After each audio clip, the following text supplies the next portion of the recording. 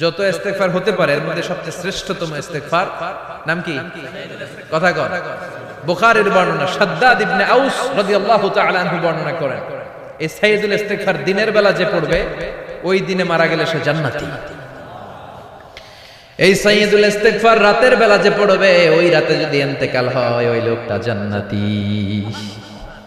মুখস্থ আছে না? কার কার মুখস্থ হাত তোলেন। মাশাআল্লাহ, তাবারাকাল্লাহ, মাশাআল্লাহ, মাশাআল্লাহ।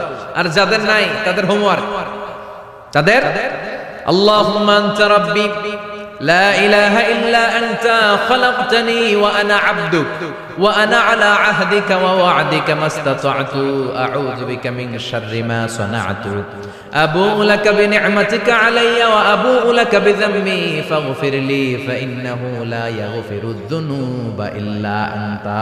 সুবহানাল্লাহ পড়ো। আজকে রাতে পড়ছেন, মারা গেলে জান্নাতি।